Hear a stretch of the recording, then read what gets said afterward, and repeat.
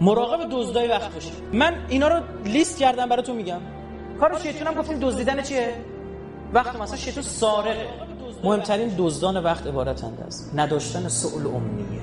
سؤال هدف اصلی هستی و زندگی، امنیه اون چیزایی که میخوایم برسیم به سؤال. حضرت موسی امنیه هاش چی بود؟ رب اشرح لی صدری و یسر لی امری واحلل عقدة من لسانی یفقهوا قولی واجعل لی وزیرا من اهلی هارون اخی. اینا رو که میخواست، اینا خواست داشت. همه اینا رو برای چی میخواست؟ لک یا الله، برای تو. اینا رو میخوام که بتونم دین تو رو گسترش بدم. اونش سوال. اصلا برای چی زندگی داری میکنی؟ یه سوال خیلی ناجوری از هر کی میپرسی آچمز میشه. آقا میخوام دکترا بگیرم. آقا چی بشی؟ میگه آقا استاد دانشگاه بشم. آقا بعدش چی؟ خیلی حال میده آقا استاد دانشگاهی اینجوری میاد دنبال من. بحثش کنید. تو دنبال عقده نداری، ملت دنبالت بودن نمره بخوام. داشتن عادات غلط. عادت غلط زیاد خوابیدن، عادت غلط زیاد خوردن، عادت غلط زیاد برای قضای حاجت در دستشویی ماندن. اینا عادت غلطه دیگه، وقتشو داره تلف میکنه. مورد بعدی بی‌نظمیه. طرف هیچ چیز سر جاش نیست، گفتیم. این عادت غلط بی‌نظمی، این باید نظم داشته باشه. کجا خیلی از این عادت ها میشکنه؟ مثل سربازی. خیلی جای خوبیه. بهترین فرصتی طرف آدم بشه. قدیما طرف میرفت سربازی برمیگشت بهش زن میدادن. بی برنامگی، خواب زیاد. ماشاءالله مبتلا به همه. کسی که خوابشون زیاده، این پزشکای سنتی میگن برید طب سنتی میگن حجامت کنید. واقعا هم اثرگذاره. من خودم تشخیص دادم. خوابم زیاد بود، رفتم حجامت کردم، سر حال شدم. مکالمات اضافی و غیر ضروری و پرحرفی. همین زبونه بخش عمده از وقت ما رو میگیره. مکالماتتون رو کوتاه کنید. این دزدای وقت رو من حساب شده دارم عرض میکنم. هدف داشته باشید از صحبت. سوالات بیجا تو مکالمات بخش عمدهش مال سوالات بیجاه. یعنی بیکار میشه. خب دیگه چه خبر؟ عدم واگذاری امور به دیگران یکی از دلایلش. طرف همه کارا رو میخواد خودش انجام بده. تخصص نداره، هم وقت خودشو میگیره، هم وقت چی؟ بقیه رو میگیره. عدم مشورت با افراد خبره، استشاره. طرف اهل استشاره نیست. آقا من میخوام این کار انجام بدم. نیم ساعت وقت میذاره برای مشاوره، عوضش بابت این 30 دقیقه 30 سال از عمر تو خراب نمیکنه. تلویزیون که از قاتلای وقتها. البته این آمار مال زمانی بودی که اینترنت زیاد وارد نشده بوده. الان از بحث تلویزیون کم شده و فضای اینترنتی و سایبری خیلی وقتگیر شده. یعنی وقت میذاره برای چت کردن تو فیسبوک، رفتن نظرات اینو اونو خوندن. واقعا طرفدار وقت خودش رو تلف میکنه. شرکت تو جلسات اضافی، مباحث غیر ضروری و بعضا مفسد. آقا نشستن 4 نفر توی زنگ تفریح یه جای بین 2 تا کلاسه، دارن غیبت میکنن. اصلا من حرفم نیست که همش کتاب دستتون باشه و فلان. نه، با تفریح کنید. اصلا بچه تو زنگ تفریح بپره بالا پایین. بشین تو جلسات بیخود. آقا تو این جلسات و گرده ها نمونید.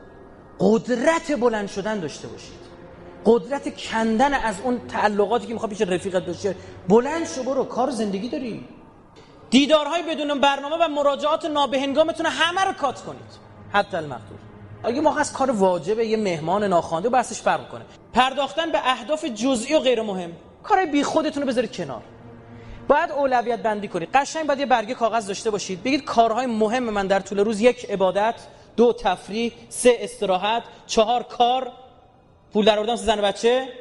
اینا رو مثل بقیه چیزا میشه کارهای غیر مهم. بعد اونا رو تا جایی که میتونید بزنید به کاری که دوست دارید، علاقه دارید، لذت میخواد ببرید از زندگیتون. اصلا قرار نیست زندگی خشک و سخت داشته باشید توی بحثی وقتی میخواد مدیریت بکنید زمانتون. اصلا این نیست. اهدافتون رو باید مشخص کنید. جزئی و غیر مهم رو بذارید کنار. زمان صرف غذا یکی از زمانهای مرده ماست واقعا.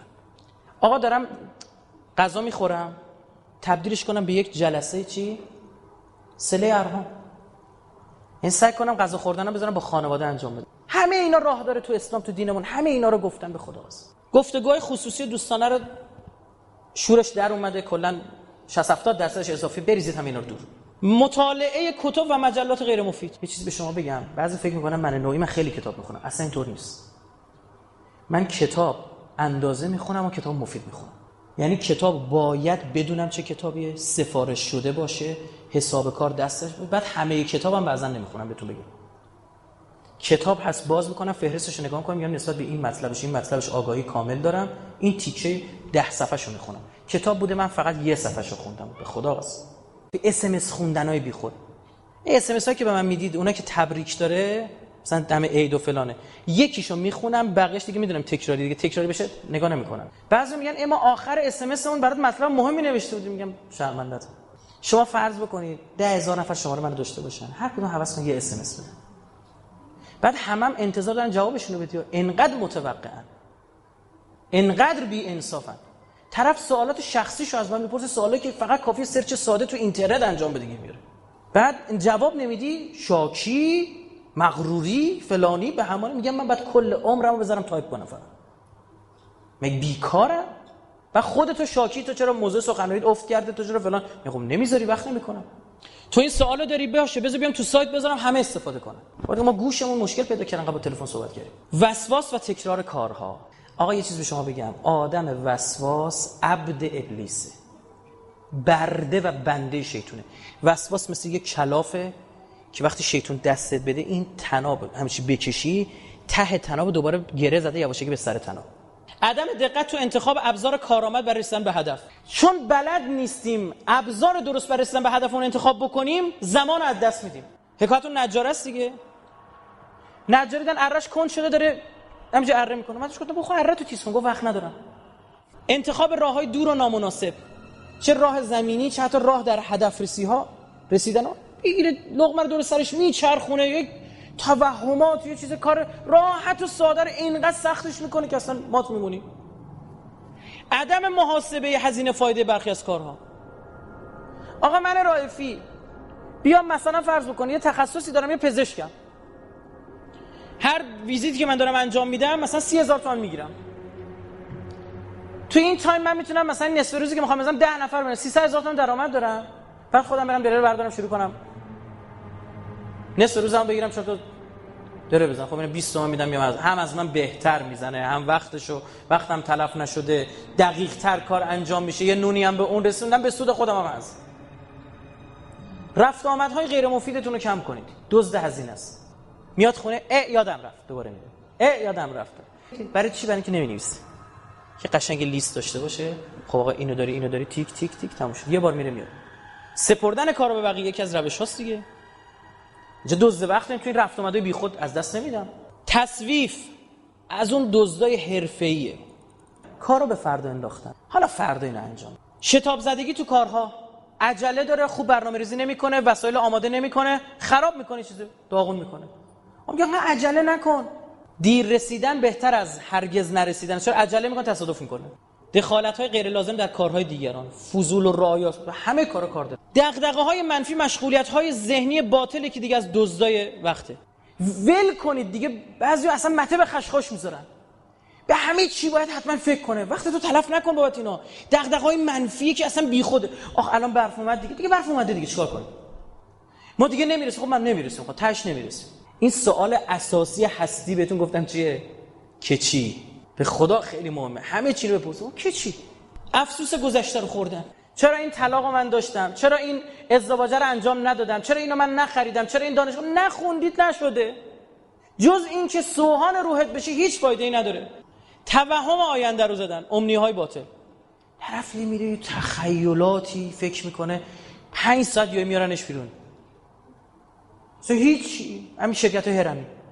استدلال یکی دیگه از روش هست که پدر در میاره. متزلزلت میکنه، میخوای یه تصمیمی رو بگیری، نه من نمیتونم. ناآشنایی و بی‌اعتمادی به توانایی خودمون. بعضی موقع ما توانایی خودمون اصلا نمیشناسیم. اگر بشناسیم خوب میتونیم بهره بری داشته باشیم. عدم شناخت امکانات دشنشت و خوشنشت. دشنشت یعنی دش یعنی بد، زد، خوش یعنی خوب. دشنام، دشمن، دشوار. دشنشت شرایطیه که برای شما اصلا شما دخیل نیستی، یهو پیش میاد. مثلا شما یه خونه خریدی، یه کنارش یه کارخونه میزنن. سر و صدای اون کارخونه باعث میشه قیمت خونه یه نصف شه. شرایط خوشنشت هم داریم. خونه خرید یه پارک میزنه کنارش. قیمت خونه میره بالا. رو درباسی داشتن با افراد دیگر و عدم توانی در نه گفتن، این بسیاری از وقت ما رو ضایع میکنه. نمیتونه نه بگه. رو درباسی گیر میکنه. آقا من اصلا نمیتونم، به خدا اصلا خجالت میکشم. خیلی بده. خیلی راحت بگو نه نمیتونم، ببخشید. بعضی ما توضیح میدیم که چیکار دارم.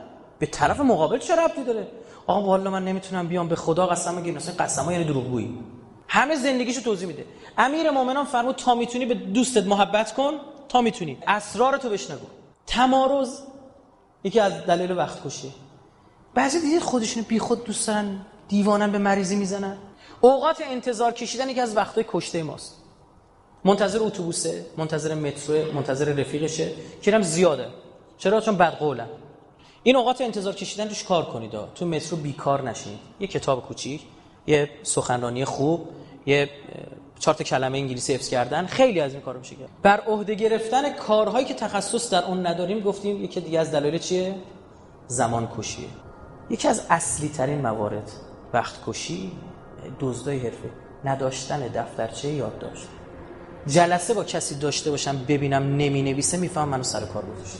تکرارهای بیهوده یکی دیگه از دزدهای زمانه. مورد 39 50 بار یه سریالو میبینه.